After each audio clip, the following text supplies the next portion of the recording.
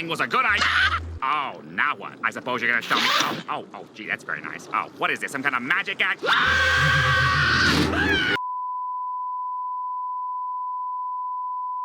Hey, what's going on, guys? And welcome to the Nightmare on Elm Street 4 Dream Master review. Sorry it's taken so long to get to this review. I've had some life stuff come up, and I've been having to deal with that, but the review's coming out now. Now, welcome to what I call Freddy's Descent into Comedy. Now, if you watch the movie, you know what I'm talking about. It's not too egregious here, but you know it will be. You've seen the clip from Freddy's Dead, right? You know that clip? Yeah, the witch clip, the him pretending to be the Wicked Witch. Oh, you haven't? Oh, here it is. All right, now you see that where we're going. Now, don't be too afraid because we're not there quite yet.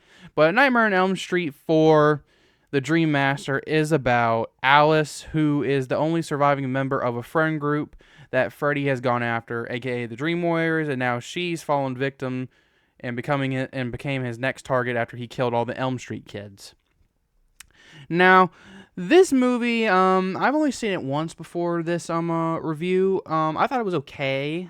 Now, after the review, it's slightly better than I remember, but I still just think it's just okay in my eyes. I mean, it's like not too offensive or not too I mean, it's the run-of-the-mill in Nightmare on Elm Street, but does way worse than what the other ones did, in my opinion. But it's still okay. But, all right. Let's go on into the positives, negatives, and mixed aspects of this movie. So, starting out with the positives, we have here is Robert Englund brings as best of a job as he can as Freddy, as usual. Even though I have a problem with the tonal imbalance in this movie, I think it might be just like a slightly tonal imbalance, but it's still there and it's still noticeable by all means. But he brings his A game as Freddy, does the best he can with the script that he has. So, not too much of a problem with his performance, but just the way that Freddy's written.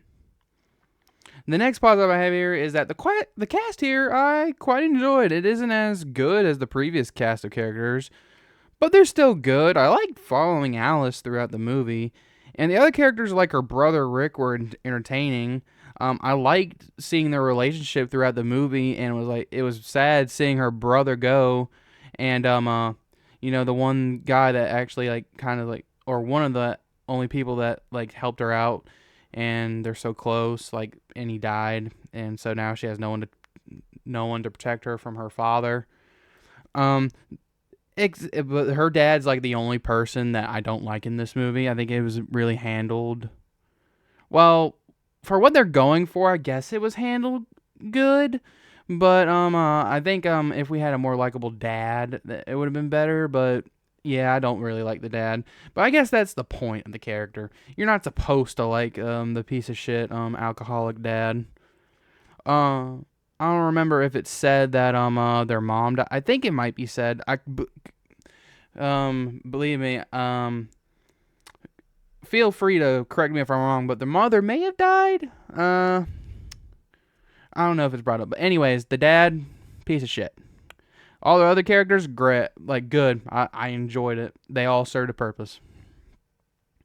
Now, my next positive here is that the set designs here are all still great here, and I think that they were done very well. I like the dream sequences. I like Nancy's or the Elm Street houses decrepit feel. I liked all the sets except for the karate dojo, but we'll get into that later.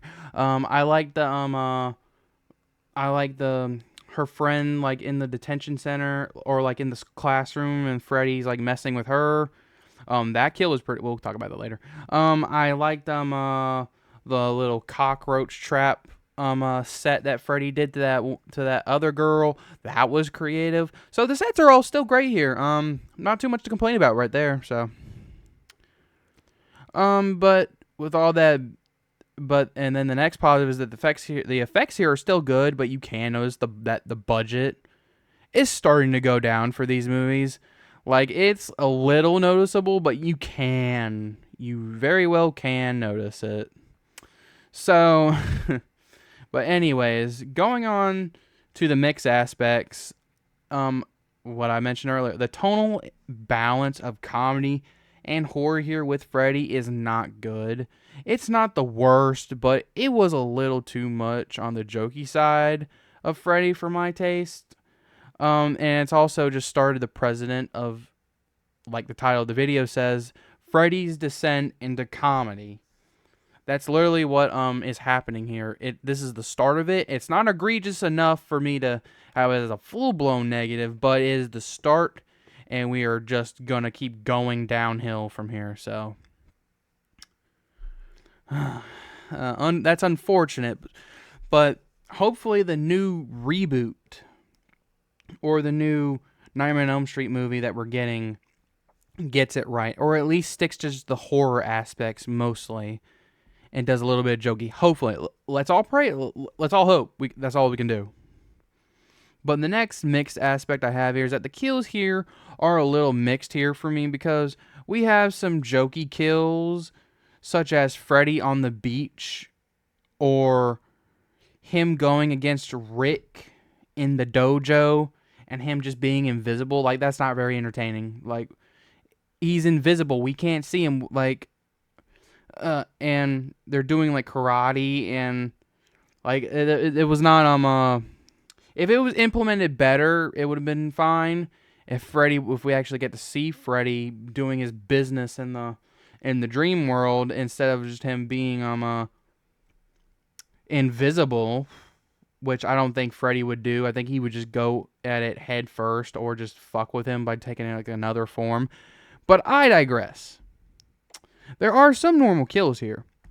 Let's not get it twisted. There are some normal kills here, and the one such as the death of the Dream Warriors, I may not like that they died this early into the franchise, but I think that the kills were good. Like, their kills were good. Like, Freddy, I'm sure, thought of the way that he was going to kill them very thoroughly after his ass kicking at the end of Dream Warriors.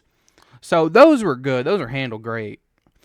But the standout kill for me, it has to be Sheila's kill, like the one in the classroom that I mentioned earlier, and Freddy literally gives her, I believe, the kiss of death, and she hollows out. Like, that was cool to me.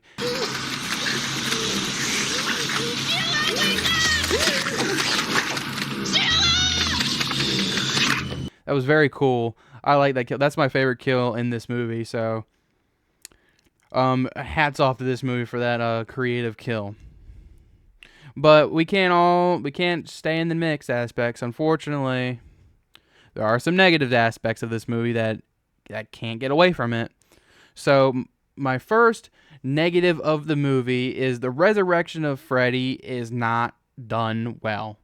Anything would have been better than a dog pissing on his grave. Now, that may not be like it symbolizes what the rest of this franchise is going to be until like a new nightmare, until we get there. But to me, it's a little too far. It's like the dog pisses on his grave and he comes up. Like, it could have been done like any other way. Like, why don't you have, like, I don't know, it's a dream. Like, have gasoline fall on the grave and then it gets ignited and he comes out.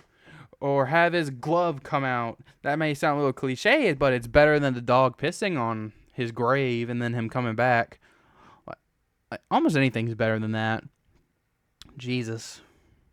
Why'd they have to do Freddy like that? I don't know why they have to do Freddy like that. Freddy deserves so much better. In his own franchise, too.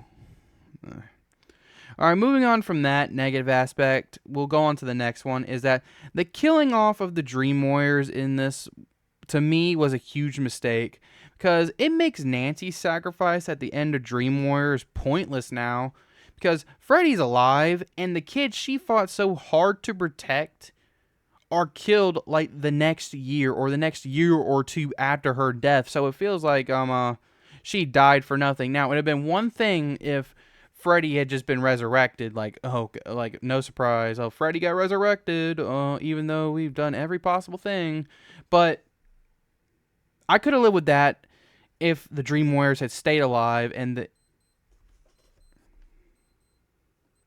like I said, if the Dream Warriors had stayed alive, I think this would have been better for the movie and the rest of the franchise, because then we could have had some reoccurring characters happen. Now, could you have killed some of them off? Like one of them to like raise the stakes? Yeah, you could have, but not all of them, because like I said, it makes Nancy's death feel pointless. Like she died for nothing. Freddy's still alive. The kids she fought hard to protect are dead now. Like there was nothing there. There's nothing. Like she left behind nothing, and the kids. Well, I guess I forget his name, but the doctor from the previous movie, I guess he's still around, but guess what? We don't hear from him again after Dream Warriors.